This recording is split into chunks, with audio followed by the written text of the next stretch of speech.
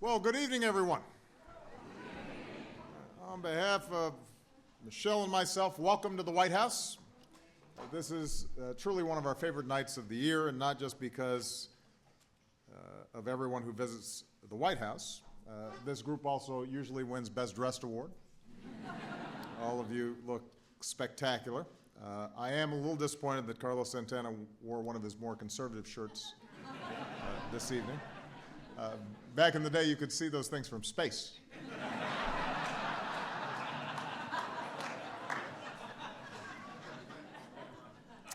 I want to start by thanking everyone who dedicates themselves to making the Kennedy Center such a wonderful place for the American people to experience the arts.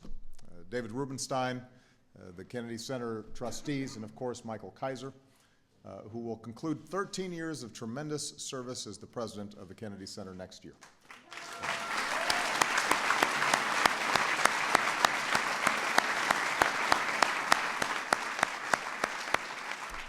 So on behalf of Michelle and myself, we want to all thank Michael so much for the extraordinary work that he has done.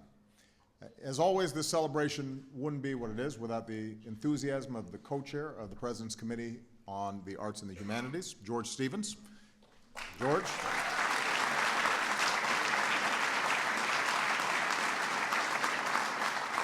And his son, Michael. And together for years, they've put on this event to honor the artist whose brilliance has touched our lives. Now, President Kennedy once said of such creative genius that the highest duty of the writer, the composer, the artist is to remain true to himself and to let the chips fall where they may.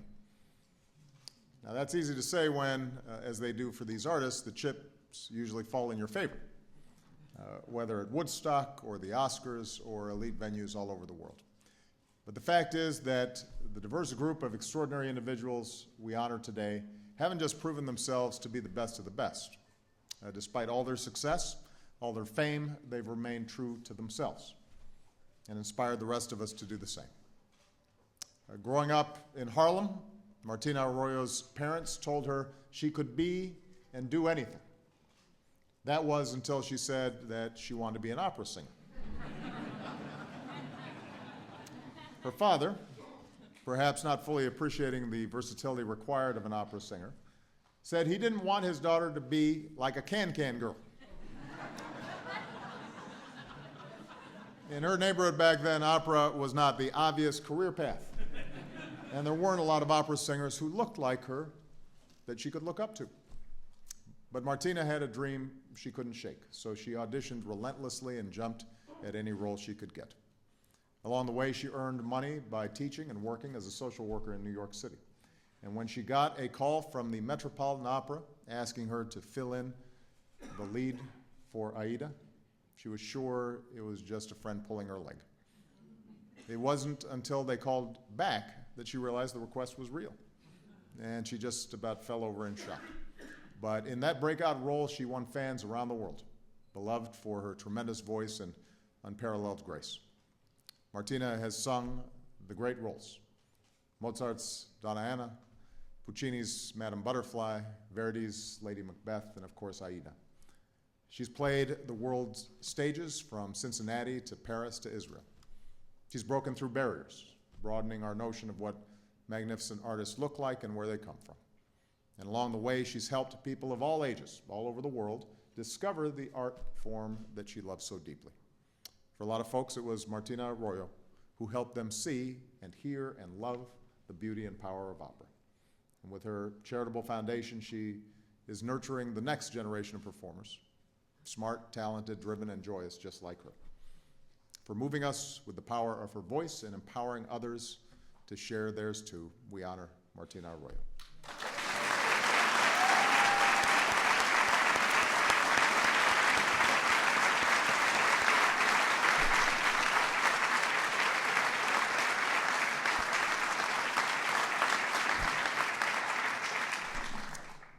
Herbie Hancock played his first concerto with the Chicago Symphony Orchestra when he was 11 years old. 2 years later, he heard a classmate play jazz piano at a variety show and thought, That's my instrument, and he can do that. Why can't I? It turned out he could. By 23, Herbie was playing with Miles Davis in New York and on his way to becoming a jazz legend. And he didn't stop there. In the 70s, he put his electrical engineering studies to work and helped create electronic music. In the 80s, his hit Rocket became an anthem for a fledgling new genre called hip-hop. At one recent show, he played alongside an iMac and 5 iPads. And a few years ago, he became the first jazz artist in 43 years to win a Grammy for Best Album. But what makes Herbie so special isn't just how he approaches music, it's how he approaches life. He tours the world as a UNESCO Goodwill Ambassador. He's done so many benefit concerts that Joni Mitchell once gave him a watch inscribed with the words, "He played real good for free."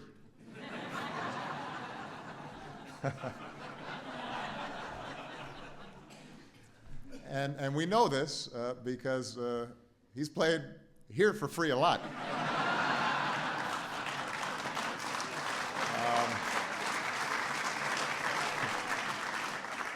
We work Herbie, I'm telling you. But we just love the man. Michelle and I love this man, not just because he's from Chicago, not just because he and I had the same hairdo in the 1970s, not just because he's got that spooky Dorian Gray doesn't get older thing going on. It is his spirit, it is his energy, which is relentless and challenging, and he's always pushing boundaries. You know, Herbie once said of his outlook, "We're going to see some unbelievable changes, and I would rather be on the side of pushing for that than waiting for somebody else to do it." Well, Herbie, we're glad you didn't wait for somebody else to do what you've done, because nobody else could. For always pushing us forward, we honor Herbie Hancock.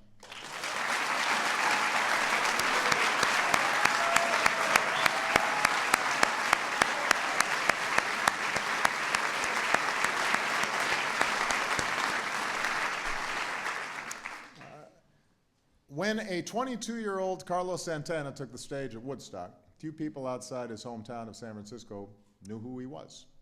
And the feeling was mutual. Carlos was in such a, shall we say, altered state of mind that he remembers almost nothing about the other performers.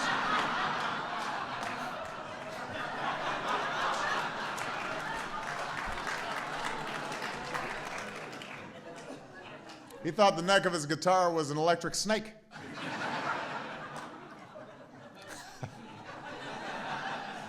But that did not stop Carlos and his band from whipping the crowd into such a frenzy with a mind-blowing mix of blues and jazz and R&B and Latin music. They'd never heard anything like it. And almost overnight, Carlos Santana became a star. It was a pretty steep climb for a young man who grew up in Mexico playing the violin for tourists, charging 50 cents a song. But as a teenager, Carlos fell in love with the guitar.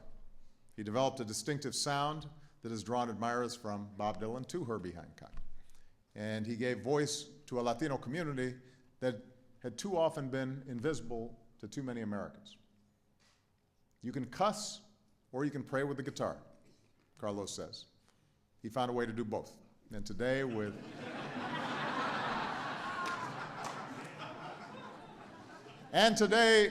with 10 Grammys under his belt, Carlos is considered one of the greatest guitarists of all time. And he's still attracting new fans. Back in 2000, his album Supernatural beat out Britney Spears and the Backstreet Boys to get to the #1 on the charts. Kids were listening to Carlos who hadn't even heard of Woodstock. But despite all his success, Carlos says he still feels blessed to be able to play a piece of wood with strings and touch people's hearts. So for blessing us all with his music, we honor Carlos Santana.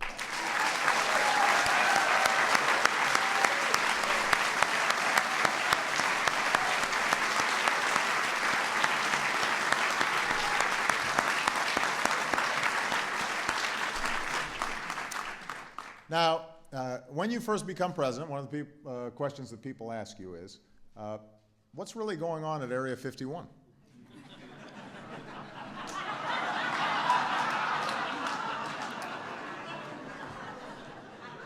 When I wanted to know, I called Shirley MacLaine.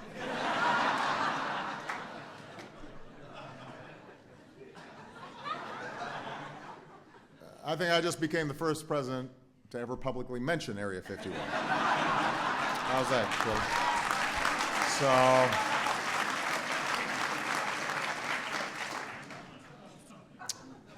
we love Shirley MacLaine. She's unconventional, and that makes her incomparable. With nearly 60 years of a reign as one of the most celebrated stars in movie history to prove it. There are some performers that are indelible, said one fan about Shirley. We fall early and we fall hard for them and we follow them for the rest of their lives. Now that fan just happens to be a legend in her own right, who we honored here 2 years ago, Meryl Streep. But Meryl's not the only one who fell hard. Shirley has been drawing fans, including me, since, well, not since she first lit up the big screen, because in 1955 she was in Alfred Hitchcock's The Trouble with Harry, but she's still been spitting fire with the same old spunk, most recently playing the American Grandma in Downton Abbey, which Michelle's, I think, got some early previews for. Along the way, Shirley has racked up about every Hollywood award that is out there. And that's why her nickname, Powerhouse, is so fitting.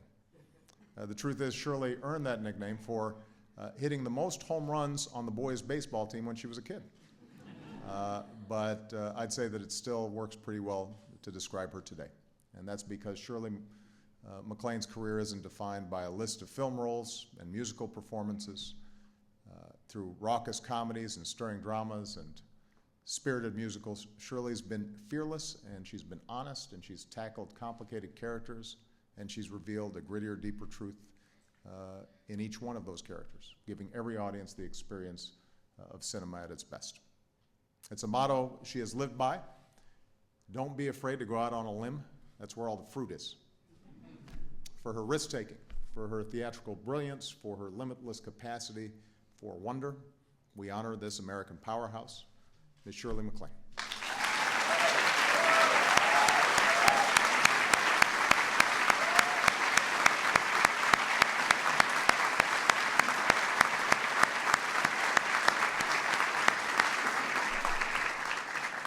And finally, in a world full of brilliant musicians, there's only one piano man. The son of a Jewish father who left Germany for America to escape the Nazis, Billy Joel started piano lessons as a boy growing up on Long Island. His father was a classical pianist, so that was Billy's training too, until the night he and millions of Americans watched the Beatles play The Ed Sullivan Show. Most people thought, I want to hear more music like that, but Billy thought, I want to make my own music like that. And from then on, it was all rock and roll to him. With lyrics that speak of love and class and failure and success, angry young men and the joy of becoming a father, he has become one of the most successful musicians in history, selling more than 150 million records. Above all, Billy Joel sings about America, about the workers living in Allentown after the factories closed down, about soldiers home from the war, forever changed, bidding goodnight Saigon, commercial fishermen struggling to make a living in the waters off of Long Island, sailing the Downeaster Alexa, the sights and sounds of that city like no other, which can put anyone in a New York state of mind. And of course, the ragtag bunch of regulars at the bar where he started out, shouting at him again and again to sing us a song. Billy Joel probably would have been a songwriter no matter where he was born, but we are certainly lucky that he ended up here. And the hardworking folks he's met and the music that he's heard across our nation comes through in every note and every lyric that he's written.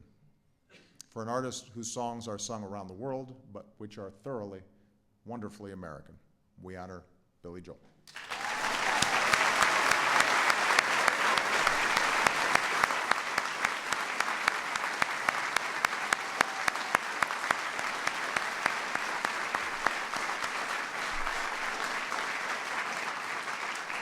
So, Martina Arroyo, Herbie Hancock, Carlos Santana, Shirley MacLaine, Billy Joel. Each of our brilliant honorees has given us something unique and enriched us beyond measure, as individuals and as a nation. And together they bring us closer to President Kennedy's vision of the arts as a great humanizing and truth-telling experience. Their triumphs have lifted our spirits and lifted our nation and left us a better and richer place. And for that, we will always be grateful. So we thank you all. God bless you, and please join me in saluting one more time our remarkable 2013 Kennedy Center honorees.